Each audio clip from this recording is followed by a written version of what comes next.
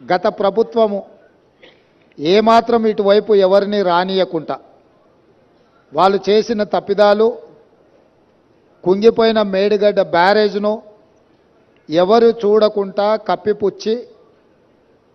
తమ తప్పిదాల నుంచి తప్పించుకోవాలనే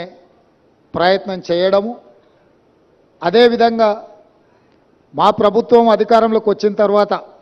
national dam safety authority ఏదైనా ఇచ్చిన నివేదిక, ఈ ప్రాతిపదికన విజిలెన్స్ అండ్ ఎన్ఫోర్స్మెంట్ని ఉత్తమ్ కుమార్ రెడ్డి గారు ఆదేశాలు ఇచ్చి జరిగిన అవకతవకల మీద విచారణ చేపట్టి ప్రాథమికంగా ఒక నివేదికను ఇవ్వమని చెప్పడంతో వారు నివేదికను రాష్ట్ర ప్రభుత్వానికి ఇవ్వడం జరిగింది. ఆ నివేదికలో ప్రాజెక్టుల యొక్క డిజైన్స్లో లోపము, ప్రాజెక్టుల యొక్క నిర్మాణంలో లోపము, ప్రాజెక్టుల యొక్క నిర్వహణలో లోపము,